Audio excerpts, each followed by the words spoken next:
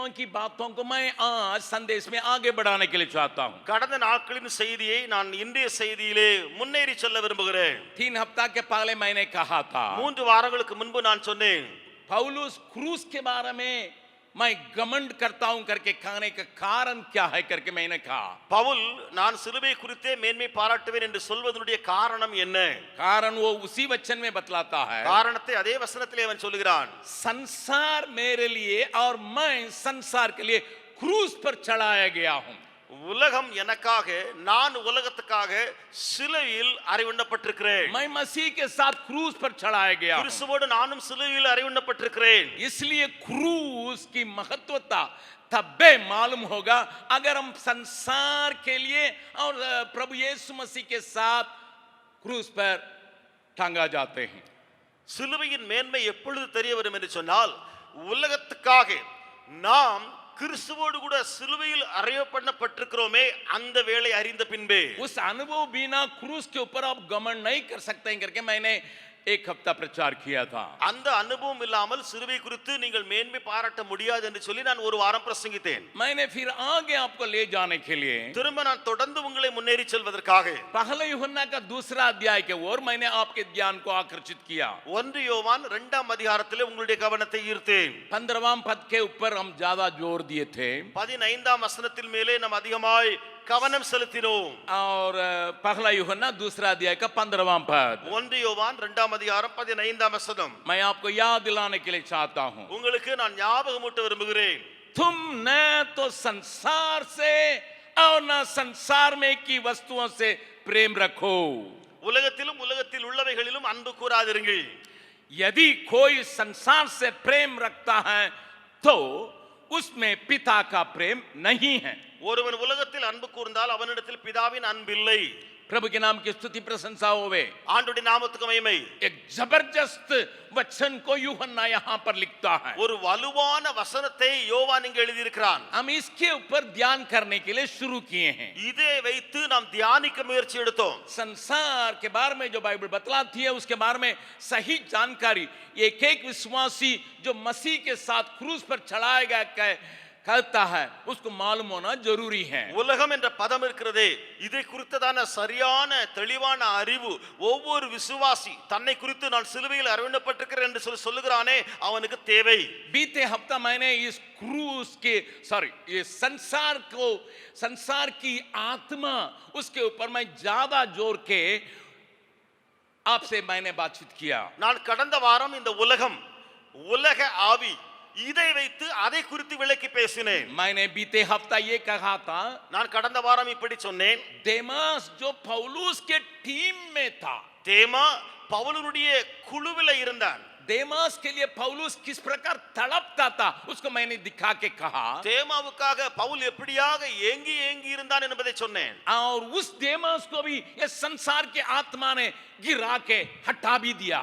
அந்த தேமாவையும் இப்பிரபஞ்சத்தின் ஆவி இழுத்து அவனை விழத்தள்ளிற்று என்று சொன்னேன். इसलिए जितना भी आप जबरदस्त सेवक क्यों ना हो, ஆகையினால நீங்கள் எவ்வளவு பெரிய வலுவான ஊழியராய் இருந்தாலும் संसार की आत्मा को पहचानना बहुत जरूरी है करके मैंने बीते हफ्ता जोर दिया. உலக ஆவியை நீங்கள் பகுத்தறிய வேண்டும் என்று சொல்லி கடந்த வாரம் நான் பேசினேன். जबरदस्त एक सेवक जो पौलुस जैसे आग जैसे जलने वाले सेवक के साथ जोड़ा हुआ था उसको भी गिरा के वो अपना बस में खींच के ले गया. ஒரு அக்கினி ஊழியக்காரரை போல வலுவாக தெளிவாக பெரிய ஊழியக்காரராகிய தேமா பவுலோடு கூட இணைக்கப்பட்டிருந்தான். அவரையும் கூட அந்த உலகத்தின் ஆவி இழுத்து கொண்டு போயிற்று. बहुत चिंता के साथ आखिरी पत्री में पौलुस लिखते हुए हम देखते हैं. நாம் பார்க்கிறோம் அதிக கவலையோடு கூட தன்னுடைய கடைசி நிருபத்திலே பவுல் எழுதுகிறான். देमास जो है ये संसार से प्रेम रखे मुझको छोड़ के चला गया करके पौलुस लिखता है. பவுல் எழுதுகிறான், இந்த தேமா உலகத்தின் வாஞ்சியால் அவன் உலகத்தினாலே ஈர்க்கப்பட்டு என்னை விட்டு பிரிந்தான்.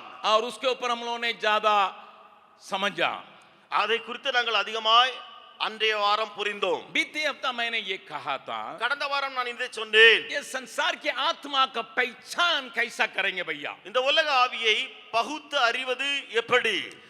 तीन बातों के ऊपर मैं ज्यादा जोर देने के लिए चाहता हूं। மூன்று காரியங்களை குறித்து அதிகமாய் நான் விளக்க விரும்புகிறேன். अगर आज समय पूरा नहीं होगा ना, कल सॉरी अगले हफ्ता मैं इसी को आगे बढ़ाने के लिए चाहूंगा। இன்றைக்கு எனக்கு நேரம் போதவில்லை என்று சொன்னால் வருகிற வாரத்திலேயும் இதே குறித்தே பேசுவேன். प्रभु के नाम की स्तुति प्रशंसा होवे। தேவ நாமத்துக்கே மகிமை. कान खोल के सुने, செவிகளை திறந்து கேளுங்கள். मैं सारी बातों का खाने के लिए नहीं चाहता हूं, எல்லாவற்றையும் நான் சொல்ல வராமல் लेकिन तीन बातों के ऊपर जोर देने के लिए चाहता हूं। மூன்றே காரியத்தை குறித்து அழுத்தி பேசுவேன். एक है संसार की अशुद्धता, जिसके बारे में बीते हफ्ता मैंने थोड़ा बहुत बताया था। முதலாவது உலகத்தில் காணப்படுகிற அந்த அசுத்தம், அதை குறித்து நான் கடந்த வாரம் பேச ஆரம்பித்தேன். और संसार की अभिलाषा, उसके बारे में भी हम देखेंगे। அப்படியே அந்த உலகத்தின் இச்சை, அதை குறித்தும் நாம் அதை பார்ப்போம். और एक और बात के ऊपर भी मैं जोर देने के लिए चाहूंगा, संसार का वेश। அதோடு கூட இந்த உலக வேஷம் இருக்கிறதே, இப்பிரபஞ்சத்துக்குரிய வேஷம், அதை குறித்து பார்க்கலாம். मेरी बात को थोड़ा ध्यान से सुनिएगा। என்னுடைய காரியங்களை கவனியுங்கள். संसार की आत्मा को कैसे हम पहचानेंगे? உலக ஆவியை நாம் அறிந்து கொள்வது எப்படி? जब हमने देखा था संसार की बातों को हम जान सकते हैं, நாம் அங்கே பார்த்தோம் உலக ஆவியை நாம் அறிந்து கொள்ள முடியும் என்று. संसार की आत्मा इतना ताकत से कितना बड़ा आदमी को सेवक को भी गिराने की ताकत रखता है। உலக ஆவி பெரிய வலுவுடையதாய் பெரிய ஊழியக்காரரை விழத்தள்ள வல்லமையுடையது என்று. इसलिए वचन के रोशनी में हम इस बात को देखने के लिए कोशिश करेंगे। வசனத்தின் அடிப்படையிலே வெளிச்சத்தில் இதை அறிய முயற்சி எடுப்போம். चार लोगों की गवाही जो उड़ीसा में कंधमाल में हुई है, उसकी बातों को मैं आपके सामने रखूंगा। நான்கு பேருடைய சாட்சி ஒரிசாவிலே கந்தமால் என்ற பகுதியிலே நடந்த அவர்களுடைய காரியத்தை பார்ப்போம். एक जन जिसकी पत्नी के लोगों ने उसके सामने काट के मुआया। ஒரு மனிதனை பார்த்தால் அவனுடைய மனைவியை வந்து ஜனங்கள் அந்த மனிதனுக்கு முன்பதாகவே வெட்டி கொண்டார்கள். लगभग 14 साल के पहले, கிட்டத்தட்ட 14 ஆண்டுகளுக்கு முன்பு एक वहां एक साधु रहता था, उसकी मर्डर हो चुकी थी। ஒரு சாது வசித்து வந்தார், அவரை கொலை செய்தார்கள். और उसी के दौरान அது நிமித்தமாக उड़ीसा में कंधमाल क्षेत्र में बहुत बड़ा बवाल हुआ था। ஒரிசாவிலே கந்தமால் பகுதியிலே பயங்கர போராட்டம் வெடித்தது. लगभग 100 लोगों को लोगों ने काट के या जला के या गाड़ के खत्म किया था। கிட்டத்தட்ட 100 பேரை வெட்டியோ அல்லது அவர்களை எரித்தோ அல்லது புதைத்தோ ஜனங்கள் கொன்றார்கள். बहुत भयानक स्थिति हुई। ஒரு பயங்கரமான சூழ்நிலை உண்டானது. 6000 घर तोड़ा गया। 6000 வீடுகள் சூறையாடப்பட்டன. लगभग 300 कलीसियाएं तोड़ा गया है। கிட்டத்தட்ட 300 சபைகள் உடைத்து நொறுக்கப்பட்டன. उसका छत उत सब तोड़ा गया है। எல்லாமே சபை நொறுக்கப்பட்டது உள்ளவைகள். 56,000 लोग अपने जगह को छोड़ के भागना पड़ा। 56,000 பேர் தன்னுடைய வீடு இடத்தை விட்டு ஓடினார்கள். जंगल में जाके छिप गए। காட்டு பகுதியில போய் ஒளிந்தார்கள். उनके लिए खाने के लिए कुछ नहीं रहा। அவர்களுக்கு சாப்பிட ஒன்றுமே இல்லாமல் இருந்தது. एक हफ्ता तक जंगल में छिपे रहे 56,000 लोग। 56,000 பேர் ஒரு வாரமாக காட்டிலேயே ஒளிந்திருந்தார்கள். जब मैं यूपी के झांसी में प्रचार करने के लिए गया था, நான் யூபியிலே ஜான்சி பட்டணத்திலே பிரசங்கிக்க போனபோது वहां एक सीएनआई चर्च के 100 ईयर सेंटिनरी मनाने के लिए उस सभा में प्रचार करने के लिए मुझे बुलाया गया। அங்கே ஒரு சிஎன்ஐ சர்ச் அதனுடைய 100ஆம் ஆண்டு முடிவு, அந்த ஆண்டு விழா கொண்டாடுகிற அந்த வேளை அது. वहां एक गायक दल उस कन्वेंशन में गाने के लिए बुलाया गया था। அங்கே ஒரு பாடுகிற ஒரு கூட்டத்தாரை அந்த கன்வென்ஷன்ல பாடும்படி அழைத்தார்கள். क्वायर के रूप में 5 लोग वहां पर आए थे। கொயராக 5 பேர் அதிலே பாடகர்கள் வந்திருந்தார்கள். वो 5 लोग कंधमाल के थे। அந்த 5 பேரும் கந்தமால் பகுதியை சேர்ந்தவர்கள். उनसे मैंने बैठ के बातचीत किया। அவரிடத்திலே உட்கார்ந்து நான் பேசினேன். कंधमाल की स्थिति के बारे में मैंने पूछा था। கந்தமாலின் நிலைமை குறித்து அவரிடத்திலே கேட்டேன். मैंने पूछा कंधमाल में क्या क्या हुई है। நான் கேட்டேன் கந்தமால்ல நடந்தது என்ன. ये 5 शहर के लिए भाग गए थे। இந்த 5 பேரும் 5 பட்டணங்களிலிருந்து ஓடி போனவர்கள். एक गिटारिस्ट रहा, ஒரு கிட்டாரிஸ்ட், एक ड्रम वाला रहा, ஒரு ட்ரம் அடிக்கிறவர், एक बेस गिटार बजाने वाला रहा। ஒரு பேஸ் கிட்டாரிஸ்ட், इस प्रकार वे लोग गीत गाने वाले का दल रहा। இப்படி ஒரு மியூசிக் குழுவாக இருந்தார்கள்। उसमें उन्होंने कहा था, அவர்கள் சொன்னார்கள், भैया हमारे ऊपर जब उपद्रव चले आया எங்கள் மேல உபத்திரம் வெடித்த போது और हम लोगों को भागना पड़ा, நாங்கள் ஓடினோம்। पति पत्नी कहाँ गए पता नहीं, புருஷன் மனைவி எங்கெல்லாம் ஓடி போனோம் தெரியாது, और बच्चे को क्या हुआ मालूम नहीं। பிள்ளைகள் எங்கே சிதறினார்கள் हम தெரியாது। लोग छोटे बच्चे को तो कंधे पर उठा लिए, சின்ன பிள்ளைகளை தோள்ல சுமந்து நாங்க போயிட்டோம்। लेकिन थोड़े बड़े बच्चे को हम लोग नहीं पकड़ सके। ஆனா கொஞ்சம் பெரிய பிள்ளைகளை கையில பிடிக்க முடியல। जंगल में जाके एक हफ्ता तक बिना खाना वहां जो पानी बहता था उसी को पी के वहां रह गए थे। காட்டுக்குள்ள போய் அங்கே ஒண்ணும் உணவு கிடைக்காமல் அங்கே ஓடுற ஓடையிலயோ எதுலயோ தண்ணீரை குடிச்சு பச்சு ஒரு வாரம் இருந்தோம்। छोटे बच्चे चिल्ला रहे थे, भूख लग रही है, भूख लग रही है, भूख लग रही है। சின்ன பிள்ளைகள் சத்தம் போட்டாங்க, பசிக்குது பசிக்குது பசிக்குது। हम लोग पेड़ के जड़ को तोड़ के खाने के लिए उनको दिए। நாங்கள் மரத்தின் வேர்களை அறுத்து அவர்களுக்கு சாப்பிடுவதற்காக கொடுத்தோம்। इसका मतलब एक बहुत बड़ा उपद्रव उन क्षेत्र में आया था। இதனுடைய அர்த்தம் என்ன? பயங்கரமான உபத்திரவம் அந்த பகுதியில வந்தது। मैं नहीं जानता हूं इस प्रकार की क्लेश हमारे ऊपर पड़ेगा कितने लोग ठहर पाएंगे। எனக்கு தெரியாது இப்படிப்பட்ட ஒரு உபத்திரவம் நம்ம மேல வந்திருந்தால் நாம் எத்தனை பேர் நிலைத்திருப்போம் என்று। हम एक बार याद करते हैं, बीते का टीबीएस के लोगों ने एक ड्रामा किया था यहाँ पे। ஒரு முறை சம்பவம் ஞாபகம் வருகிறது। கடந்த टीबीएस के भाई लोग नहीं, मगन लोग टीबीएस के लोगों के साथ मिलकर यहाँ एक ड्रामा किए थे। சகோதரிகள் பிள்ளைகள் சேர்ந்து டிபிஎஸ் உதவிக்கு கேட்டிருந்தாங்க। அவங்க டிபிசி காரங்களும் அதுல இணைந்திருந்தாங்க। அவர்களும் அந்த டிராமாவுல வந்து டிராமா போட்டாங்க। उसमें वे क्लेश की बातों को लोग दर्शाने के लिए चाहे, அவர்கள் உபத்திரவத்தின் காரியங்களை அதிலே கொண்டு வரும்படியாக விரும்பினார்கள்। और हमारे टीबीएस के लोग वहां वहां छिपे हुए थे। अचानक आराधना के बीच में बंद करो करके चले आने से यहाँ से आधे लोग भागे, आधे लोग कांप रहे हैं, कोई घुटना में आके प्रार्थना कर रहा, प्रभु मेरे जान को बचाओ। டிபிசி காரங்க இங்க இருந்து மறைந்திருந்து அங்கேயும் இங்கேயும் ஒளிந்திருந்து அவர் கம்பு தடியெல்லாம் எல்லாத்தையும் எடுத்துக்கிட்டு உள்ள வந்த உடனே ஆலயத்தில் இருக்கிற பாதி பேரை காண ஓடிட்டாங்க। சிலர் என்னை காப்பாத்தாண்டவரே காப்பாத்தாண்டவரே சொல்லி ஜெபிக்க ஆரம்பிச்சாங்க। समझ में नहीं आया क्या और पागल हो गए थे। அவருக்கு தெரியாது இருக்கிற கூட்டத்துக்கு என்ன நடக்கிறது இங்க ஆராதனை என்று சொல்லி। तब समझ में आ गया हमारा विश्वास कितना ताकत भरा है। அப்பொழுதுதான் எங்களுக்கே தெரிய வந்தது நம்முடைய விசுவாசம் எவ்வளவு வலுவா இருக்கிறது என்று। ड्रामा के लिए भागने वाला अगर असली बात आएगी, कितनी बातें भागेंगे पता नहीं, सोन को पार करके उधर चल जाएंगे।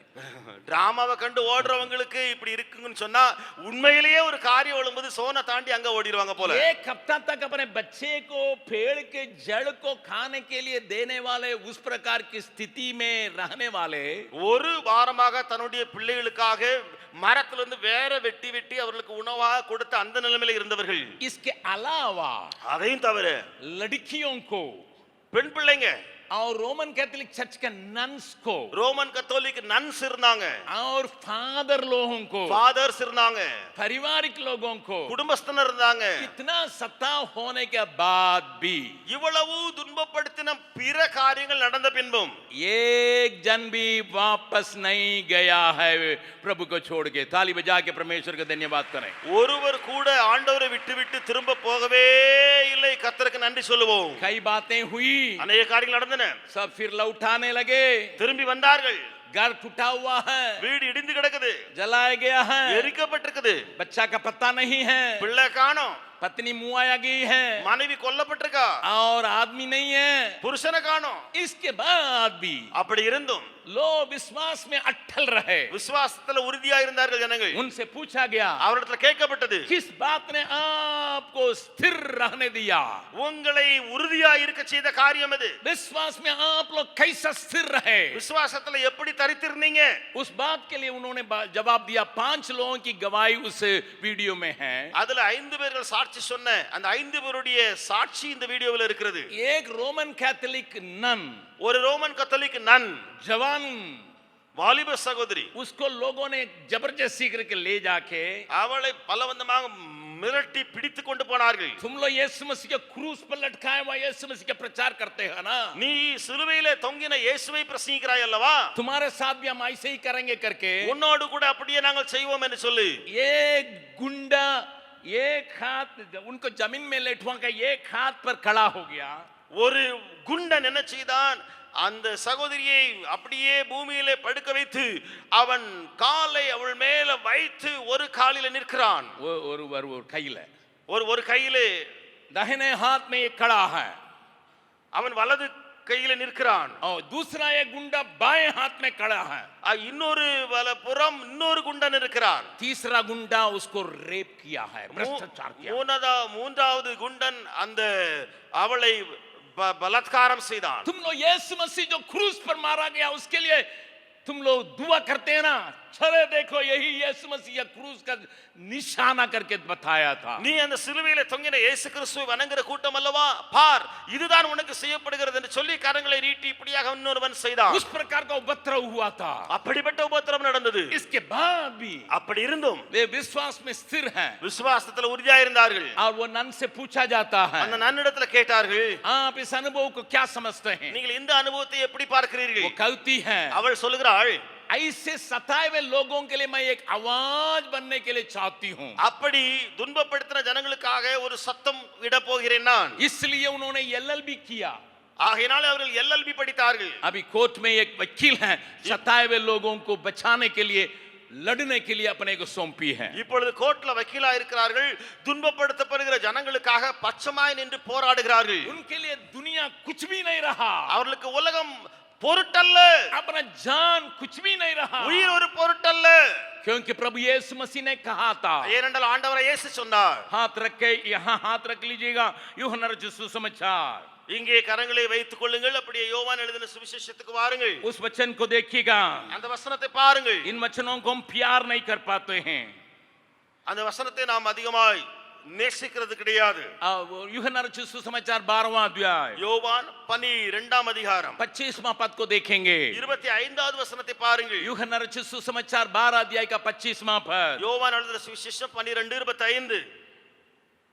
जो अपने प्राण को प्रिय जानता है वो उसे खो देता है, और जो इस जगत में अपने प्राण को अप्रिय जानता है वो अनंत जीवन के लिए उसकी रक्षा करेगा. தன் ஜீவனை சிநேகிக்கிறவன் அதை இழந்து போவான். இந்த உலகத்தில் தன் ஜீவனை வெறுக்கிறவனோ அவன் அதை நித்திய ஜீவ காலமாய் காத்துக் கொள்ளுவான். प्रभु के नाम की स्तुति प्रशंसा होवे. தேவ நாமத்துக்கு மகிமை. मसीहत में ये दुनिया के ऊपर हमारे लिए घृणा का आवश्यकता है. இந்த கிறிஸ்தவத்திலே உலகத்தை வெறுக்கக்கூடிய ஒரு பாவனை நமக்கு வேண்டும். इसलिए वहां यूहन्ना लिखता है, ஆகையினால யோவான் இங்கே எழுதுகிறான், और जगत की बातों पर प्रेम मत रखो. உலகத்தையும் உலகத்தில் உள்ளவைகளையும் சிநேகிக்காதீங்கள். अगर उससे प्रेम रखोगे, உலகத்திலே நீங்கள் அன்பு கூர்ந்தால் पिता का प्रेम तुम में है ही नहीं. பிதாவின் அன்பு உங்களிடத்தில் இல்லவே இல்லை. मैं फिर आपको थोड़ा गहराई में ले जाने के लिए चाहता हूं. திரும்ப உங்களை ஆழத்திலே கொண்டு செல்ல விரும்புகிறேன். थोड़ा ज्ञान से सुनिएगा. நன்றாய் செவிகளை திறந்து கேளுங்கள். बीते हफ्ता मैं जरा सा इसके बारे में बोला था. கடந்த வாரம் கொஞ்சம் இதை குறித்து பேசினேன். पत्रस से पूछेंगे वो क्या कहता है. பேதுருவிடத்துல கேட்டால் என்ன சொல்லுவார்? दूसरा पत्रस दूसरा अध्याय 2 பேதுரு 2ஆம் அதிகாரம் 20 पद को देखिएगा. 20ஆம் வசனத்தை பாருங்கள். दूसरा पत्रस दूसरा अध्याय का 20वां पद. 2 பேதுரு 2ஆம் அதிகாரம் 20வது வசனம். इस वचन को हम लोग बीते हफ्ता पढ़े थे, இந்த वचनத்தை கடந்த வாரம் நாம் வாசித்தோம். लेकिन थोड़ा बहुत मैं उसमें गहराई में ले जाने के लिए चाहता हूं. கொஞ்சம் அதிலே ஆழமாய் விளக்க விரும்புகிறேன். जब वे प्रभु और उद्धारकर्ता यीशु मसीह की पहचान के द्वारा संसार की नाना प्रकार की अशुद्धता से बच निकले और फिर उनमें फंस कर हार गए, तो उनकी पिछली दशा पहले सी भी बुरी हो गई है. கர்த்தரும் இரட்சகருமாயிருக்கிற இயேசு கிறிஸ்துவை அறிகிற அறிவினாலே உலகத்தின் அசுத்தங்களுக்கு தப்பினவர்கள் மறுபடியும் அவைகள் சிக்கிக்கொண்டு ஜெயிக்கப்பட்டால் அவருடைய பின்னிலைமை முன்னிலைமையும் கேடுள்ளதாயிருக்கும். यहां संसार की बातों को लिखने के समय पत्रस संसार की नाना प्रकार की अशुद्धता करके कहता है. இங்கே உலகத்துக்கு அடுத்த காரியங்களை பேதுரு எழுதி வருகிற வேளையிலே அவன் என்ன சொல்லுகிறான்? உலகத்தின் அசுத்தங்கள் என்று எழுதுகிறான். मैं नहीं जानता हूं कितना इस शब्द को आप समझते हैं. எனக்கு தெரியாது எவ்வளவாய் நீங்கள் இந்த வார்த்தையை புரிவீர்கள் என்று. अशुद्धता का मतलब क्या है? அசுத்தம் என்றால் என்ன?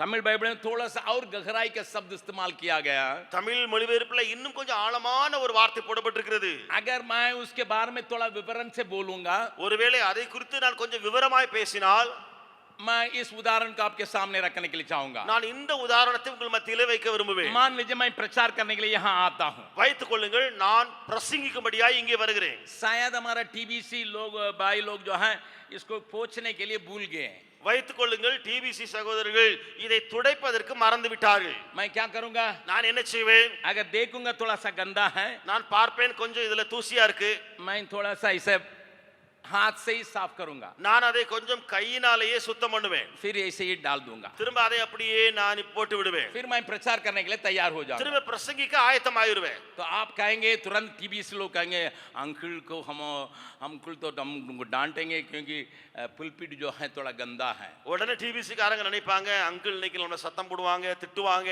ஏன்னா புல்பிட் அவ்வளவு அசிங்கமா இருந்திருக்கு சொல்லி. சாரி, அது கொஞ்சம் சுத்தம் இல்லாம கொஞ்சம் தூசியா இருந்துக்குன்னு நினைப்பாங்க. कुछ दूसरा लड़का क्या बोलेंगे? அத இன்னொரு டிபிசி இன்னொரு பையன் என்ன சொல்லுவான்? अरे वो अशुद्ध नहीं है, धूल बैठ गया है। அது என்ன பெரிய அசுத்தம், ரொம்ப ஒண்ணு இல்ல, அதுல தூசி ஒட்டிக்கிட்டு இருந்தது. देखो देखो अंकल तो हाथे से साफ कर लिए। பாரு பாரு, அங்கிள் வந்தாங்க, அவங்க கையினாலேயே தொடச்சிட்டாங்க. ठीक, சரி, इसको गंदगी कहते हैं। இதை நாம் அசுத்தம் என்று சொல்லுகிறோம். गंदगी कहने समय अशुद्ध नहीं कहते हैं, அது நாம் अशुद्ध हो गया करके नहीं कहते हैं। ரொம்ப அசுத்தம் ஆயிற்று என்று சொல்லி ரொம்ப மோசமாயிட்டு சொல்ல மாட்டோம். थोड़ा बहुत गंदा हो गया। கொஞ்சம் அதுல தூசி இருந்துன்னு சொல்லுவோம். अगर ज्यादा उसमें गंदगी है, அதுல ரொம்ப அதிகமான அசுத்தங்களோ தூசிகளோ இருந்துன்னு சொன்னா मैं क्या करूंगा? நான் என்ன செய்வேன்? मैं अपना कर्चीफ ले लूंगा, थोड़ा सा रगड़ के साफ कर दूंगा। நான் என்னுடைய கர்ச்சீஃப் எடுப்பேன், அதை கொஞ்சம் அழுத்தி அழுத்தி துடைப்பேன். तो आप कहेंगे हाँ थोड़ा बहुत ज़्यादा गंदा हो गया है, हम लोग भूल गए हैं साफ करने के लिए, इसलिए अंकल अपना रुमाल से साफ कर लिए। ஆகையினாலே நீங்க இப்ப நினைப்பீங்க ரொம்ப கொஞ்சம் அதுல அதிகமா இருந்திருக்கும் போல கொஞ்சம், ஆகையினாலே அங்கிள் வந்து தன்னுடைய கைக்குட்டை எடுத்து அதுல கொஞ்சம் அழுத்தி தொடச்சிருப்பாங்க போல. अगर यहाँ पर कोई किसी का टट्टा रह गया, क्या करेंगे? बिल्ली टट्टा किया है, மாய்த்துக் கொள்ளுங்கள், அந்த பூனையே வந்து அதுல வந்து எச்சம் போட்டிருக்குது, அதுல இது பண்ணிட்டு போயிட்டுன்னு சொன்னா அதை என்ன செய்வோம்? मैं क्या करूंगा? நான் என்ன செய்வேன்? ठीक है इसे कर दूंगा। சரி சரின்னு சொல்லிட்டு அப்படி இப்படின்னு சொல்லிட்டு அதை எடுத்து விட்டுலாமா? ना। இல்ல இல்ல, क्या मैं रुमाल संभाल करके उसको साफ करने के लिए कोशिश करूंगा? என்னுடைய கர்ச்சீஃபை எடுத்து அதை சுத்தமா நான் முயற்சி எடுக்க முடியுமா? मैं क्या करूंगा? நான் என்ன செய்வேன்? मैं नहीं जानता आप क्या करेंगे। எனக்கு தெரியாது, நீங்க என்ன செய்வீங்கன்னு சொல்லி. कौन मैं चिल्लाने लगूंगा, भागने लगूंगा। நான் அப்படியே முகத்தை பிடிச்சிட்டு அப்படியே நாத்தமா இருக்கு சொல்லிட்டு ரொம்ப சத்தம் போட்டுக்கிட்டே இருப்பேன் அதை பார்த்துக்கிட்டு. इस वचन में उसी प्रकार की बात कोई पत्र से लिखता है। இந்த வசனத்துல பேதுரு அப்படிப்பட்ட காரியத்தை தான் எழுதுகிறார். नाना प्रकार की अशुद्धता, பலவிதமான அசுத்தங்கள். इसका मतलब यहाँ पर बिल्ली कुछ किया है, कुत्ता कुछ किया है, और कोई कुछ किया है, तब मैं यहाँ पर रह के बहुत नाना प्रकार की अशुद्धता, பலவிதமான அசுத்தங்கள். இங்கே பூனை ஒண்ணு பண்ணி போட்டிருக்குது, நாய் வந்து அடுத்து பண்ணி போட்டிருக்குது, பலவிதமான அசுத்தங்கள் இருக்கிறது. जब अशुद्धता को देखते हैं, அசுத்தத்தை பார்க்கிற வேளையில मैं मनुष्य जो अशुद्धता के बीच में रहने वाला हूँ, நான் மனுஷன் அசுத்தங்களுக்கு மத்தியில இருக்கிறவன். ஏசாயா जैसा कहता मैं अशुद्ध होंठ वाला हूँ, ஏசாயாவை போல சொன்ன போனா நான் அசுத்த உதடுள்ள மனுஷன், अशुद्ध होंठ वालों के बीच में वास करने वाला हूँ। அசுத்த உதடுகள் உள்ள மனுஷர்கள் மத்தியில வாசம் பண்ணுகிறேன். इसका मतलब मेरी स्थिति वही है। என்னுடைய நிலைமை இப்பொழுது அப்படியே இருக்கிறது. अशुद्ध वालों के बीच में रहने वाला अगर उसको गिरना करेगा, அசுத்தமா இருக்கிற மத்தியில இருக்கிறவன் அதை வெறுத்தால், दिन रात पवित्र पवित्र पवित्र करके स्वर्गदूतों से स्तुति करने वाला परमेश्वर क्या उस अशुद्धता के साथ रहने के लिए चाहेगा? இரவும் பகலும் தூதர்கள் துதிக்க, பரிசுத்தவான்கள் துதிக்க துதிக்க அந்த பரிசுத்தமான இடத்துல இருக்கிற ஆண்டவர் அதை சகித்து விடுவாரோ? हमारी परमेश्वर का विशेषता क्या है? நம்முடைய தேவனுடைய விசேஷித்தம் என்ன? भले अन्य देवताओं से अद्भुत काम हो सकता है, அந்நிய தேவர்கள் ஒருவேளை அற்புதங்கள் செய்யலாம். ध्यान से सुनिए, நன்றாக கவனியுங்கள். अन्य देवता लोगों के चमत्कार को कोई दिखा सकता है, அந்நிய தேவர்களுடைய மூலமாய் அந்த ஆவிகள் மூலமாய் அற்புத அடையாளங்களை யாராவது காட்டலாம். कोई मंत्र तंत्र करने वाला तांत्रिक लोग कुछ मैजिक दिखा सकता है, மந்திரம் செய்கிறவர்கள் மந்திரவாதிகள் சில மந்திர வித்தையினாலே சில அற்புதங்களை செய்யலாம். लेकिन जब पवित्रता के बारे में आएंगे, ஆனால் பரிசுத்தத்தை வைத்து பார்த்தால் कोई ठहर नहीं सकता, யாரும் அதற்கு முன்பு நிற்க முடியாது, कोई नहीं ठहर सकता। யாரும் இவர்கள் நிற்க முடியாது। हमारा भाई वेस्ली को आप जानते होंगे, நம்முடைய சகோதரர் வெஸ்லி நீங்கள் அறிந்திருப்பீர்கள், जो हमारे मीटिंग्स में तमिलनाडु में और अन्य जगहों में गीतों के द्वारा साथ देते हैं। நம்முடைய கூட்டங்களிலே தமிழ்நாட்டில் இன்னும் பிற இடங்களிலே அவர்கள் பாடல் ஆராதனை நடத்துகிறவர்கள்। उन्होंने पवित्र परमेश्वर के ऊपर एक गीत को लिखा था, அவர்கள் பரிசுத்த தேவனை குறித்து ஒரு பாடலை எழுதினார்கள்। और उस गीत को उनका दोस्त या हमारा भी दोस्त है जीवा नाम करके एक कॉलेज स्टूडेंट गाने के लिए गाता हुआ देखा। அந்த பாடலை ஒரு காலேஜ் ஸ்டூடெண்ட் அவருடைய நண்பர் நம்முடைய நண்பரும் ஜீவா என்று சொல்லி அவர்கள் பாட இவர் கேட்டார்। उनके कॉलेज में उनसे मांगा गया था, हमारे लिए परमेश्वर की स्तुति के लिए शुरू में ये गीत गाने वाला की आवश्यकता है। அப்பொழுது இந்த ஜீவா படித்துக் கொண்டிருந்த இந்த கல்லூரியிலே கேட்டார்கள், நம்முடைய கூட்டமோ நம்முடைய விழாவோ இதுல ஆரம்பத்திலே தேவனை கடவுள் வாழ்த்து சொல்லும்படியாய் ஒரு பாடல் பாட வேண்டும் என்று கேட்டார்கள்। उसका इंचार्ज लेक्चरर ने कहा, न तो किसी धर्म के या किसी देवी देवता की नाम को उसमें इस्तेमाल नहीं होना, ऐसा गीत गाना है। அவருடைய இன்சார்ஜ் சொன்னார்கள், எந்த தேவர் எந்த கடவுள் எந்த ஒரு ஈஸ்வர் அவருடைய பெயர் அந்த பாடல்ல வரவே கூடாது என்று சொல்லி சொன்னார்। ऐसे गीत कोई गाना है, அப்படிப்பட்ட பாடலை தான் பாட வேண்டும் என்று சொன்னார்। तो भाई जीवा वहां गाने के लिए गए, சகோதரர் ஜீவா அங்கே பாடும்படி போனபோது उनके गाने के समय में ना तो यीशु का नाम लिया, அவர் பாடுகிற வேளையில இயேசுவின் பெயரை எடுக்கல, ना तो यहोवा का नाम लिया, யெகோவாவின் பெயரை எடுக்கல, या इम्मानुएल नाम नहीं लिया, இம்மானுவேலுடைய பெயரை எடுக்கல।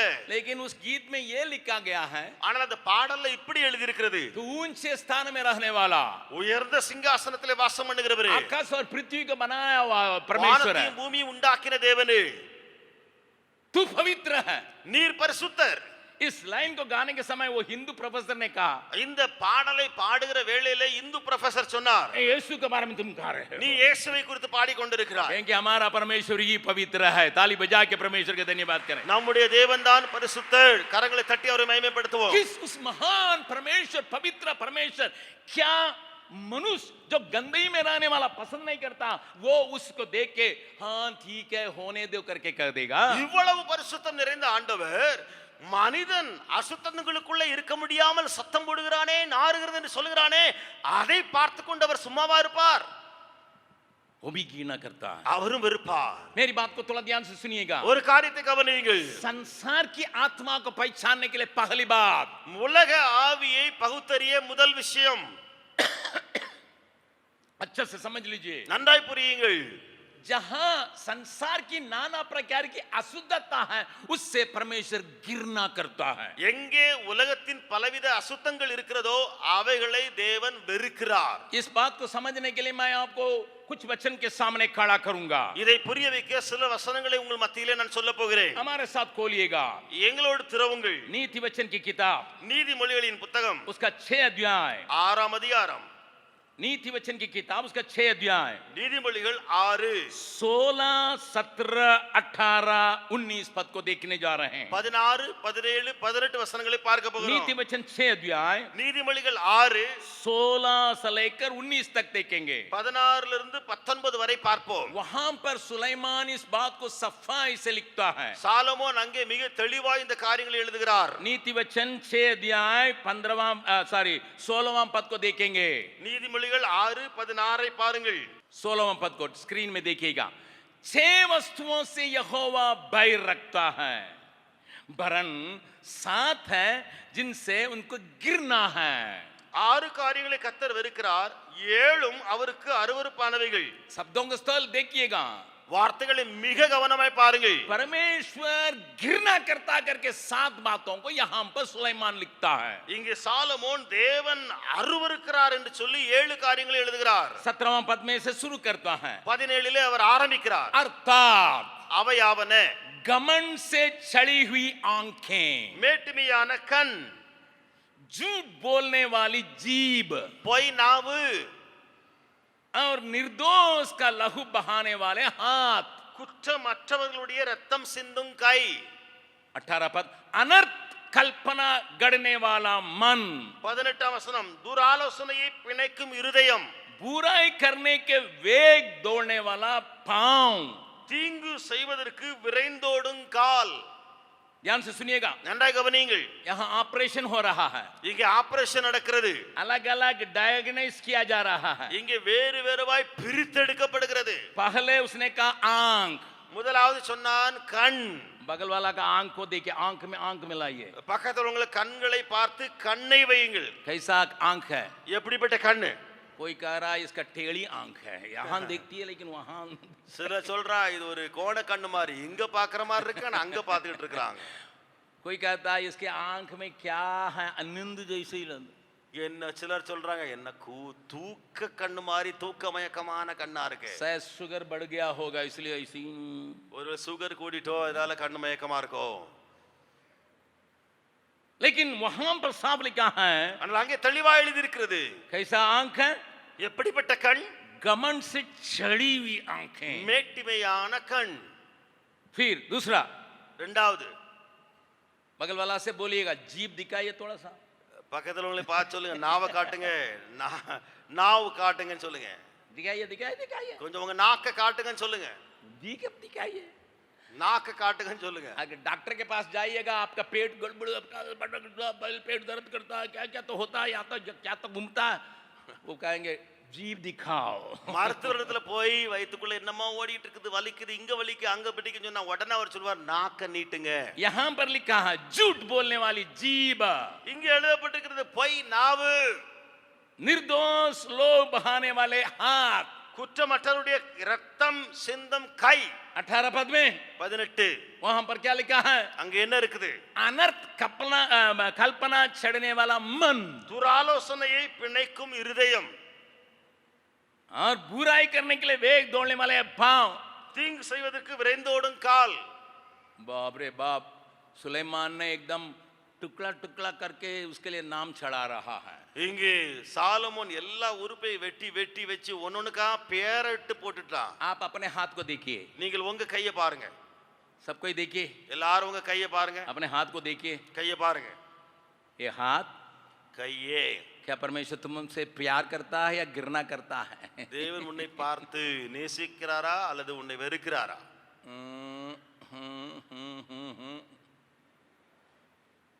गिरना करता है. வெறுக்கிறாரா? मैंने कहा धूल होने से ठीक है, अभी देखिए நான் சொன்னேன் கொஞ்சம் தூசி இருந்தா அப்படி தட்டிக்கிட்டு சரி. थोड़ा सा गंदई है, थोड़ा सा रुमाल से. இன்னும் கொஞ்சம் அதிகமா கொஞ்சம் ஒட்டிக்கிட்டு இருந்து சொன்னா அத அப்படியே கை கொட்டி வச்சு. दोनों हाथ में गंदे ही रहेंगे, कैसा देखेंगे ரெண்டு கையிலயும் அசிங்கமா பயங்கரமா இருக்கு சொன்னா என்ன செய்ய? अगर आप हमसे हाथ मिलाने के लिए आएंगे, आप बोलेंगे 1 किलोमीटर दूर से हाथ मिलाना. நீங்க இப்படி கையில வச்சுக்கிட்டு கையை கொடுக்க ஏன்ட்ட வந்தீங்க சொன்னா 1 கிலோமீட்டர் தள்ளி நின்னு கையை इन கொடுங்க. सारी बातों के बारे में बोलने के लिए नहीं चाहता हूं. எல்லாவற்றையும் குறித்து நான் பேச இங்க வராமல், लेकिन 19वां पद में थोड़ा सा मैं गौर देने के लिए चाहता हूं. 19வது வசனத்திலே கொஞ்சம் நான் விளக்க போகிறேன். 19वां पद, 19வது வசனம். झूठ बोलने वाला साक्षी के बारे में कहने के बाद, அபத்தம் பேசும் பொய் சாட்சி என்று சொன்ன பின்பு एक आखिरी पद, आखिरी बात जो 7वां पद बात है, इसके ऊपर सुलेमान ने शुरू में जोर दे के कहा था. இங்கு கடைசி 7வது ஒரு விஷயம் இருக்கிறதே, இதை சாலோமோன் ஆரம்பத்தில் ரொம்ப அழுத்தி அழுத்தி சொன்னார். भाइयों के बीच में झगड़ा उत्पन्न करने वाला मनुष्य. சகோதரருக்குள்ளே விரோதத்தை உண்டு பண்ணுதல். अपने आप का थोड़ा जांचिए. கொஞ்சம் உங்களை நீங்களே சோதித்தறியுங்கள். क्या मैं और आप परमेश्वर के घृणित वस्तु होने का संभावना है? நீங்களும் நானும் தேவன் வெறுக்கிற ஒரு காரியமாய் மாற வாய்ப்பு உண்டா? है. எஸ் உண்டு. मैं एक छोटा सा उदाहरण आपको दिखाने के लिए चाहता हूं. ஒரு சின்ன உதாரணத்தை நான் சொல்ல விரும்புகிறேன். कैसा भाइयों के बीच में फूट को लाते हैं, எப்படி சகோதரர்களுக்குள்ளே இப்படிப்பட்ட விரோதத்தை கொண்டு வருகிறார்கள் என்று. भले इस बात में अनेक नेगेटिव बातों को भी आप जोड़ सकते हैं, ஒருவேளை இதிலே நீங்கள் अनेक நெகட்டிவான காரியங்களையும் இணைத்துக் கொள்ளலாம். लेकिन कुछ बातों को थोड़ा सा हम नजरअंदाज रखते हैं, उसको मैं दिखाने के लिए चाहता हूं. ஆனால் சில காரியங்களை நாம் கண்டும் காணாமல் இருக்கிற சில காரியங்கள் இருக்கிறதே, அவைகளை சொல்ல விரும்புகிறேன். मेरे साथ खोलिए गए एस्तर की किताब, என்னோடு கூட திருவுங்கள் எஸ்தரின் புத்தகம் उसका 3रा अध्याय. 3ஆம் அதிகாரம். एस्तर की किताब उसका 3रा अध्याय. எஸ்தரின் புத்தகம் 3வது அதிகாரம். वहां पर पहला पद को पढ़िएगा और वहां से और पांचवां पद तक हम देखेंगे, लेकिन सब बातों को पढ़ने नहीं जा रहे हैं, धीरे धीरे देखेंगे। நாம் முதலாவது வசனத்தை பார்க்க போகிறோம். அதுல எல்லா வசனத்தையும் அல்ல, மெதுமெதுவாய் சில வசனங்களை பார்க்கலாம். एस्तर की किताब 3 अध्याय, எஸ்தர் 3வது அதிகாரம். पहले पद को मैं पढ़ रहा हूं। நான் முதலாவது வசனத்தை வாசிக்க போகிறேன். इन बातों के बाद राजा शर्स ने आगामी हमदाता के पुत्र हामान को ऊंचे पद दिया और उसको महत्व देकर उसके लिए उसके साक्षी हाकिमों, साथी हाकिमों के सिंहासनों से ऊंचे सिंहासन पर ठहराया। இந்த நடவடிக்கைகளுக்கு பின்பு ராஜாவாகிய அகாஸ்வேரு அம்மெதாத்தாவின் குமாரனாகிய ஆமான் என்னும் ஆகாகியனை மேன்மைப்படுத்தி தன்னிடத்தில் இருக்கிற சகல பிரபுகளுக்கும் மேலாக அவனுடைய ஆசனத்தை உயர்த்தி வைத்தான். आप सबों को मालूम है, உங்கள் எல்லாருக்கும் தெரியும் இது. एक अचानक आमान को प्रमोशन मिला है। திடீரென்று ஆமானுக்கு ஒரு பதவி உயர்வு வருகிறது. आमान के बारे में उसके पहले हम बढ़ते नहीं हैं। ஆமானை குறித்து அதற்கு முன்பு நாம் வாசிக்கிறது இல்லை. अचानक आमान को एक ऊंचे पदवी दिया गया है। திடீரென்று ஆமானுக்கு உயர் பதவி வருகிறது. अन्य लोगों से ऊंचे स्थान दिया गया है। பிற எல்லாரை காட்டிலும் உயர்ந்த பதவி கொடுக்கப்பட்டது. वो वहां पर सरकारी दफ्तर में अर्थात राजा के महल में सेवा कर रहा है। அரசாங்கத்தினுடைய ஒரு அறை, ராஜாவினுடைய அந்த அரண்மனையிலே அவன் வேலை செய்கிறான். वहां पर दूसरा पद को देखेंगे, हम पढ़ने नहीं जा रहे हैं। இரண்டாம் வசனத்தை பாருங்கள், நம்ம வாசிக்க விரும்பல. और वो आता जाता था, लोगों ने उनको सल्यूट किया या नमस्कार किया, कुछ भी किया। ஆமான் வந்து போயிருப்பான், ஜனங்கள் எல்லாம் வணங்கி நமஸ்கரித்து சந்தை செய்திருக்கிறார்கள். राजा ने भी आज्ञा दिया था, इसको नमस्कार करना है, इसको इज्जत देना है। ராஜாவும் கட்டளையிட்டிருக்கிறார், இவனை நமஸ்கரித்து வணங்க வேண்டும் என்று. लेकिन मुर्देखाई जो है उसके लिए सलाम नहीं किया। ஆனால் மொர்தெகாய் அவனை வணங்கவில்லை. बगल वाला ने देखा, பக்கத்தில் உள்ளவங்க எல்லாம் பார்த்தாங்க, मुर्देखाई इसको सलाम नहीं कर रहा, மொர்தெகாய் வணங்காமே இருக்கானே, दंडवत नहीं करता है। இவனை பார்த்து வணங்குறது இல்லையே. एक बार देखा, ஒரு முறை பார்த்தான், दूसरा बार देखा, இரண்டாம் முறையும் அப்படி, तीसरा बार देखा, மூன்றாவது முறையும் பார்த்தான். அவன் पूछने लगा, अरे ஒன்னு கேட்டான் அவன்கிட்ட, मुर्देखाई क्यों आप नमस्कार करते हैं, हमारा बड़ा साहब जा रहे हैं तो आप नमस्कार नहीं क्यों करते? அந்த மொர்தெகாய் பார்த்து கேட்டிருப்பாங்க, ஏன்பா நான் பெரிய ஆளு, நம்ம ஆளு தலைவர் போறாரு, நீ ஏன் வணங்குறது இல்ல? वहां पर कुछ नहीं लिखा है। அங்க வேற ஒண்ணும் அப்படி எல்லாம் ஒண்ணு எழுதப்படல. अगर आप पढ़िएगा, நீங்க வாஸ்து பாத்தீங்கன்னா वे लोग पूछे थे, அவர்கள் கேட்டார்கள், लेकिन मुर्देखाई ने कुछ नहीं कहा। மொர்தெகாய் ஒண்ணுமே சொல்லல. तीसरे पद में मुर्देखाई ने उनको जवाब नहीं दिया। மூன்றாம் வசனத்துல மொர்தெகாய் எந்த பதிலும் அவர்களுக்கு சொல்லல. चौथा पद में देखिए, நான்காம் வசனம், तू राजा की आज्ञा क्यों उल्लंघन करता है? நீ ராஜாவின் கட்டளையை மீறுகிறது என்ன? जब वे उससे प्रतिदिन ऐसे ही कहते रहे அவர்கள் நாளுக்கு நாள் அவனோடனே சொல்லியும் और उसने उनकी एक न मानी, அவன் ஒன்றும் அதற்கு செவி கொடாமல், वो तो सुना नहीं, अनसुनी रहा। அவன் செவி கொடாதவன் போலே இருக்கிறான். देखिएगा, समझ लीजिए, बात को समझ लीजिए। அங்க வார்த்தைகளை நன்றாய் கவனியுங்கள், பாருங்கள். मुर्देखाई उनका जवाब नहीं दे रहा है। மொர்தெகாய் பதில் ஒண்ணு சொல்லல. अरे क्यों तुम नमस्कार नहीं करता? ஏன் நீ ஏன் நமஸ்கரிக்கலப்பா? मुर्देखाई उनको उत्तर नहीं दिया, மொர்தெகாய் எந்த பதிலும் சொல்லல. बार बार पूछता है, திரும்ப திரும்ப கேட்கிறான் அவன், कुछ नहीं बोला। ஒண்ணுமே சொல்லல இவன். हाँ, वे लोग क्या करने लगे, ஆனால் அப்பொழுது அவர்கள் செய்கிறது என்ன? वहां मुर्देखाई की बात रहेगी नहीं, ये टिकेगा कि नहीं देखेंगे। மொர்தெகாயினுடைய காரியம் வாய்க்குமா, அவன் செய்யறதெல்லாம் என்னதான் ஆகுதுன்னு பாப்போமே. क्योंकि उनसे पहले वो कह दिया था, मैं यहूदी हूं। ஏனென்றால் அவன் முன்னமே எல்லாருக்கும் தெரிவிச்சிருந்தான், சொல்லி இருந்தான், நான் ஒரு யூதன். तुरंत உடனே ये लोग क्या बोल रहे हैं? இவர்கள் சொல்லுகிறது என்ன? 4 पद के पीछे, நான்காம் வசனத்துல பின்னால, उसने तो उनको बता दिया था कि वो यहूदी है, हामान को ये लोग बता दिया।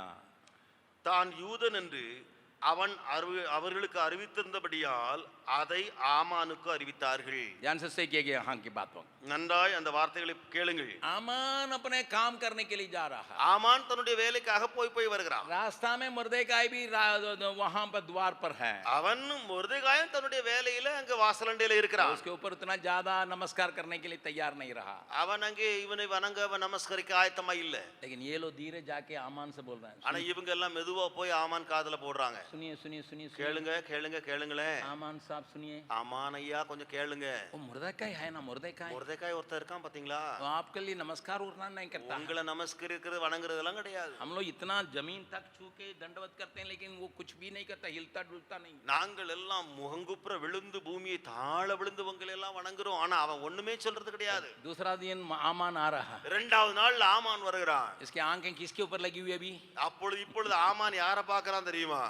मुर्दकाई सल्यूट मारता है कि नहीं? முர்தெகாய் சல்யூட் அடிக்கிறானா இல்லையான்னு பார்க்கறான். அவன் அப்படியே இருந்தான், செய்யல. 5वां पद में क्या लिखा है? 5ஆம் வசனத்துல பாருங்க. जब हामान ने देखा, ஆமான் கண்டபோது, उसके पहले उसके ऊपर ना ख्याल किया, वो छोकरा है वहां पर रास्ता में पड़ा है, बस उतना। அதற்கு முன்பு ஒண்ணுமே நினைக்கல, வழியில கிடக்குறான். சரி அவன் ஒருத்தன் சின்ன लेकिन ये பையன். कान में डालने वाला डालते रहने के वजह से, ஆனால் அவனுடைய செவியில போடுறவங்க சொல்லிக்கிட்டே இருந்ததினால. आप आमान को देखिए, அவனை பாத்தியா? ख्याल किए थे ना? பாத்தீங்களா? வணங்கல பாத்தீங்களா? देखो आपको அவன் कुछ नहीं பாத்தீங்களா? दिखता। பாத்தீங்களா?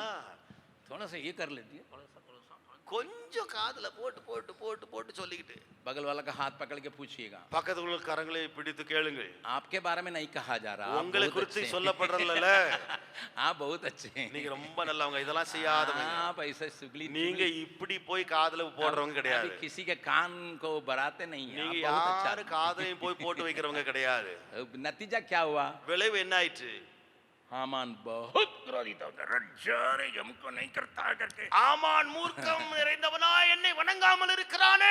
उस समय तक ठीक था, அது வரைக்கும் சரியா தான் இருந்தான் ஆமா. लेकिन अभी चढ़ रहा। ஆனா இப்போ அவனுக்கு ஏறிக்கிட்டு இருக்குல்ல.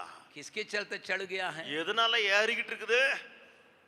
किसके चलते चढ़ रहा है? எது நிமித்தமா ஏறிட்டு அவனுக்குள்ள? मुर्दकाई के साथी संगियों से, முர்தெகாயினுடைய நண்பர்கள் அவனோடு கூட இருந்த கூட்டத்தினாலே. आपको और हमको कहानी मालूम है। உங்களுக்கும் எனக்கும் அந்த சம்பவங்கள் நன்றாய் தெரியும். अच्छे दोस्ती में रहने वालों को फूट डालने, उनके बीच में फूट डालने के लिए कई लोग नेगेटिव बातों के किसी के कान को डालते डालते डालते डालते डालते डालते डालते डालते उनको गुस्सा आ जाएगा। நல்ல நண்பர்களாயிருப்பார்கள், நல்ல உறவுல நன்றாயிருப்பார்கள். ஆனால் பல கூட்டம் பார்த்து ஒருத்தனுடைய செவியில நெகட்டிவான காரியங்களை அவனை குறித்து போட்டு போட்டு போட்டு போட்டு அவனுக்குள்ள கோபத்தை ஏற்றி வைப்பாங்க. लिसन, கவனியுங்கள். प्रभु इस बात से घृणा करता है, தேவன் இந்த காரியத்தை வெறுக்கிறார். क्योंकि ये संसार की आत्मा के तरफ से है। ஏனென்றால் இது உலக ஆவியினால் உண்டாயிருக்கிறது. लिसन सर, கவனியுங்கள். लिसन सुनिए. अगर भाइयों के बीच में जो अच्छे दोस्ती में हैं, சகோதரர்களுக்குள்ளே ஒரு நட்பு நல்ல உறவில இருக்கிறார்களே, एक அவர்கள் अच्छे प्रेम में बंधे हुए हैं, நல்ல அன்பினாலே கட்டப்பட்டிருக்கிறார்கள், ईश्वरीय प्रेम में बंधे हुए हैं, நல்ல தெய்வ அன்பினாலே கட்டப்பட்டிருக்கிறார்கள். लेकिन कुछ लोग बीच में घुस के उनका अलग करके अलग करके अलग करके अलग करके अलग करके इतना दूर अलग करते हैं। मैं धैर्य से वचन के आधार पर कहने के लिए चाहता हूं, ये संसार की आत्मा है। ஆனால் அந்த நல்ல நட்புடையவர்களுடைய செவிகளிலே உலகத்திலே யாராவது போய் அவர்களை குறித்து ஒருவருக்கொருவர் சொல்லி சொல்லி சொல்லி சொல்லி நெகட்டிவாய் பேசிக் கொண்டிருக்கிற காரியங்கள் பிரிக்கிறார்களே, இது உலக ஆவியினால் உண்டாயிருக்கிறது. इस बात को भूलिए मत, இதை மறந்து விடாதீர்கள். इस बात को समझ में रखिए। இதை நீங்கள் உங்களுடைய புத்தியிலே வையுங்கள். वचन संगीता लेकर कहता है, சங்கீதக்காரன் எழுதுகிறான், मेरा हृदय का ध्यान, என்னுடைய இருதயத்தின் தியானமும் मेरा मुंह का वचन என்னுடைய வாயின் வார்த்தைகளும் तेरे सम्मुख में ग्रहण योग्य रहे। உமக்கு உம்முடைய சமூகத்திலே பிரீதியாய் இருப்பதாக. मेरा हृदय का ध्यान, என்னுடைய இருதயத்தின் தியானமும் मेरे मुंह का वचन என்னுடைய வாயின் வார்த்தைகளும் तेरे सम्मुख में ग्रहण योग्य रहे। உம்முடைய சமூகத்திலே பிரீதியாய் இருக்கட்டும். जब हम प्रभु को ग्रहण करते हैं, நாம் இயேசுவை ஆண்டவரை ஏற்றுக்கொள்கிற போது, ध्यान से सुनिए, நன்றாய் கவனியுங்கள், हमारे अंदर संसार की आत्मा के प्रति एक घृणा चले आना चाहिए। உலகத்தின் ஆவியை குறித்து நமக்குள்ளே வெறுப்பு வர வேண்டும். एक और बात को मैं लड़कियों के लिए खास करके बच्चों के लिए कहने के लिए चाहता हूं। நான் விசேஷமாய் பெண் பிள்ளைகளுக்காக நான் சில காரியங்களை நான் பிள்ளைகளுக்காக சொல்ல விரும்புகிறேன். मैं जो बातों का कहने जा रहा हूं, थोड़ा सा किसी को तक गड़केगा, थोड़ा सा गड़ेगा, நான் சொல்ல போற காரியங்கள் சிலருக்குள்ளே குத்தும், சிலருக்குள்ளே கண்டிப்பாய் வலிக்கும்.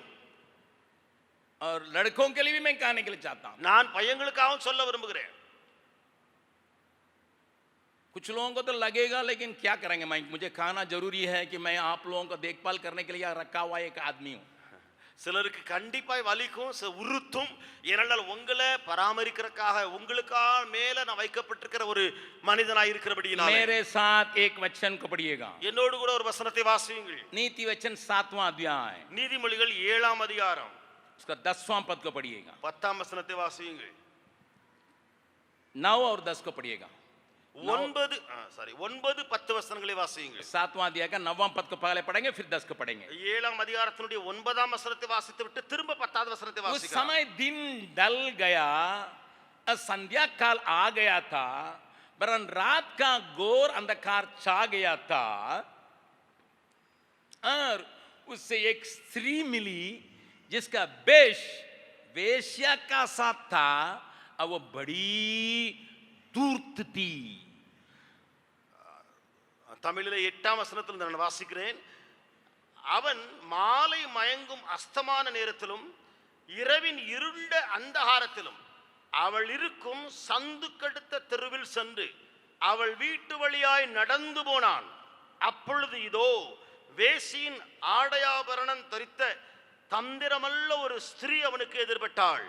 यहां एक स्त्री को सुलेमान देख के बतलाता है पहचान के साथ. இங்கே ஒரு ஸ்திரியை சாலமோன் பார்த்து அடையாளத்தை மிக தெளிவாய் அறிந்து அவன் சொல்லுகிறான். कैसा हम जानेंगे किसी स्त्री को देखने से ये वेश्या है? எந்த ஸ்திரியை பார்த்தாவது இவள் வேசி என்று சொல்லி அறிவது எப்படி? कैसा? அது எப்படி? रास्ता में जाते वक्त बहुत लोगों को हम देखते हैं, இவ தெருவில் போற எத்தனை பேரையும் நாம் பார்க்கிறோம். लेकिन वेश्या करके, क्योंकि उसकी चाल चलन, उसकी वस्त्र, उसकी मेकअप, इन सारी बातों को देख के ही ये वेश्या है करके यहाँ पहचान में आते हैं. அதாவது அவளுடைய நடக்கை, அவளுடைய ஆடை, உடுப்பு, ஆபரணங்கள், இவைகளை எல்லாம் கண்டுதான் நாம் எடை போட்டு வேசி என்று சொல்லுகிறோம். मैं एक बात को कहने के लिए चाहता हूं. நான் ஒரு காரியத்தை சொல்ல விரும்புகிறேன். मैं केवल आज, இன்றைக்கு மாத்திரமல்ல, पहले से लेकर ये बात पाई जाती है सुलेमान के समय में, அது சாலமோனுடைய காலகட்டத்திலிருந்தே இந்த காரியம் வழங்கி வருகிறது, उसके இருக்கிறது. पहले भी पाया जाता है. அதற்கு முன்பும் இருந்தது. यीशु मसीह के 2000 साल के पहले से यह आता है. இயேசு கிறிஸ்துவுடைய 2000 ஆண்டுகளுக்கு முன்பதாகவே அந்த காரியம் வருகிறது. यीशु मसीह के बाद भी यह पाया जाता है. இயேசுவுக்கு பின்பும் இது காணப்பட்டது, आज भी पाया जाता है. இன்றைக்கும் இருக்கிறது. पहचान कैसा होता है मालूम है? எப்படி எப்படி இருக்கும் தெரியுமா? आपको थोड़ा सा एक बात को मैं बतलाऊंगा. நான் உங்களுக்கு ஒரு காரியத்தை சொல்ல போறேன். यहाँ हमारे कन्वेंशन में कभी कभी ये भूत पकड़े हुए लोग चले आते हैं. நம்முடைய கன்வென்ஷன்ல சில நேரத்துல அசுத்தாவி பிடிச்சவர்கள் வருவார்கள். वो पहले झुमते हैं, முதலாவது அந்த பெண்கள் கொஞ்சம் அப்படி ஆடுவாங்க. दूसरी बात क्या करते हैं? இரண்டாவது என்ன செய்வாங்க காரியம்? तुरंत बाल को खोल देंगे, இரண்டாவது உடனே தலைமயிரை பிடிச்சு விரிப்பாங்க. फिर कपड़ा उतारते हैं. திரும்ப ஆடைகள் எல்லாம் அவர்கள் கழட்டிடுவாங்க. इसका मतलब ये होता है, இதோட அர்த்தம் என்ன என்றால், जिसको भूत पकड़ता है पहले झूम लेते हैं, பிசாசு பிடிக்கும் போது முதல்ல அப்படி அவங்க ஆடுவாங்க. फिर बाल को ही खोल देते हैं, முதல்ல இரண்டாவது தலையை நல்லா விரித்து போட்டுருவாங்க. फिर कपड़ा को ही उतार देते हैं. திரும்ப ஆடைகளையும் அவர் களைத்து போட்டுருவாங்க.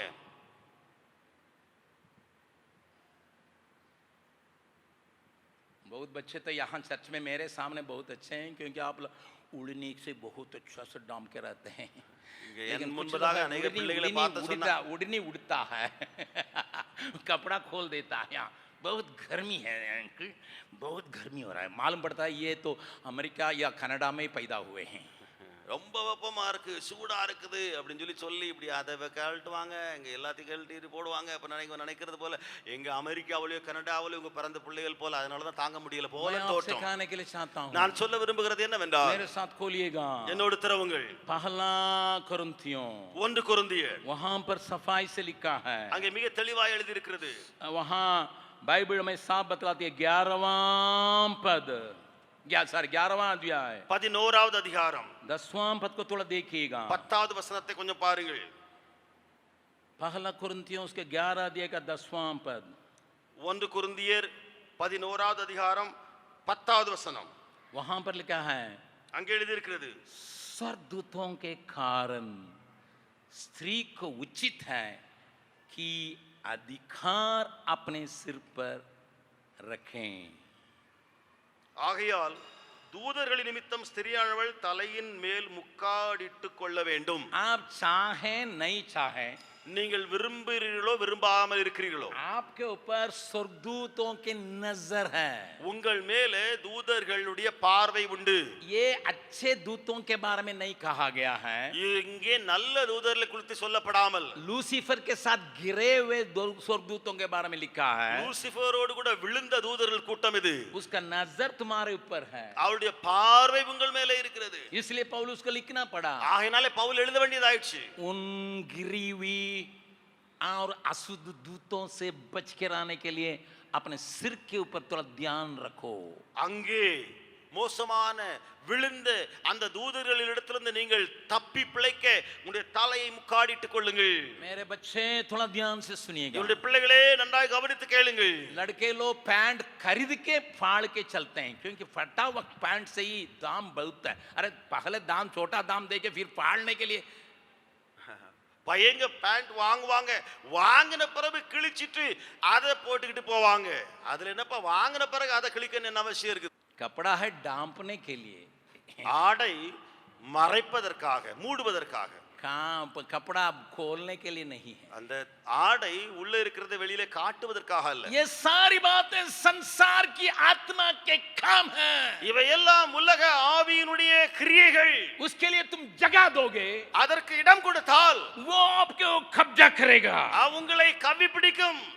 वो देमास की नाई आपको गिराने का ताकत रखता है। தேமாவை போல அது விழத்தள்ள வல்லமை பெற்றது. समझ लीजिए, इन बातों से परमेश्वर गिरना करता है। புரிந்து கொள்ளுங்கள், இந்த காரியங்களை கர்த்தர் அருவருக்கிறார். भूलिए मत, परमेश्वर जिस बात को गिरना करता मैं उसको गिरना करूंगा। மறந்து விடாதீர்கள், தேவன் அதை வெறுக்கிறார், அருவருக்கிறார், நானும் வெறுப்பேன். भजन संगीता का लेके क्या कहता है? சங்கீதக்காரன் என்ன எழுதுகிறான் பாருங்கள். भजन संगीता சங்கீதம் वहां पर वो क्या लिखता है देखिए। அங்கே அவன் எழுதுகிற காரியத்தை பாருங்கள். वहां पर लिखा 139 अध्याय 139வது அதிகாரம் वहां पर 21 और 22 पद को देखिएगा। 21ஆம் 22ஆம் வசனங்களை பாருங்கள்.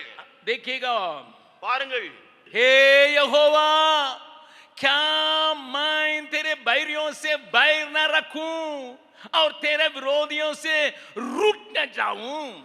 கர்த்தாவே, உம்மை பகைக்கிறவர்களை நான் பகையாமலும் உமக்கு விரோதமாய் எழும்புகிறவர்களை அருவருக்காமலும் இருப்பேனோ. ये केवल आदमी के बारे में नहीं, बातों के बारे में भी।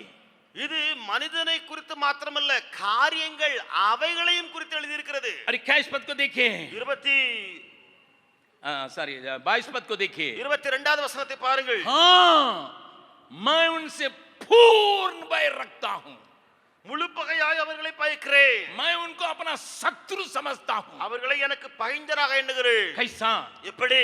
जिस बात को परमेश्वर गिरना करता है, எந்த காரியங்களை கர்த்தர் வெறுக்கிறாரோ, अगर हम उसको गिरना करने के लिए सीखेंगे नहीं, அவைகளை நாம் வெறுக்க கற்றுக்கொள்ளாவிட்டால் हमें संसार की आत्मा कब्जा करने के लिए शुरू करता है, हमें गिरा भी देगा, बेच भी डालेगा। நம்முடைய உலக ஆவி வந்து பிடித்து நம்மை வெறுத்து விட்டு போட்டு விடும். मेरी बातों को थोड़ा ध्यान से सुनिएगा। தேவன் என்னுடைய காரியங்களை நன்றாய் கவனியுங்கள். भाई बहन बच्चों, थोड़ा ध्यान से सुनिएगा। சகோதர சகோதரிகளே, பிள்ளைகளை கவனித்து கேளுங்கள். हमारा दिल में एक बहुत बड़ी जबरदस्ती के साथ एक निर्णय लेने की आवश्यकता है। உங்களுடைய உள்ளத்திலே ஒரு ஸ்ட்ராங்கான டெசிஷன் எடுக்க வேண்டும். तुझे पहचानने के द्वारा, ये यीशु, உம்மை அறிகிறதுனால இயேசுவே, मैं संसार की अशुद्धता को पहचान रहा, நான் உலகத்தின் அசுத்தத்தை அறிந்து விட்டேன். तुम्हें पहचानने की वजह से இயேசு உம்மை அறிவதனாலே मैं उससे बच निकला हूं। அதிலிருந்து தப்பி விட்டேன்.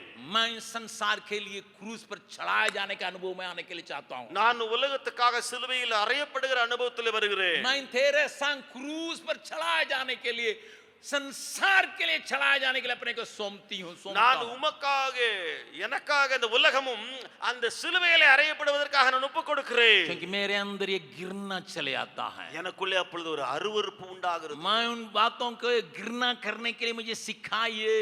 எனக்கு அந்த காரியங்களை வெறுக்க எனக்கு கற்றுத்தாரும் ஆண்டவரே. हे पवित्र आत्मा, பரிசுத்த ஆவியானவரே, तोड़ दे, உடையும் என்னை, मोड़ दे, என்னை உருவாக்கும், ताजे बना दो। என்னை புதுமையாக்கும்.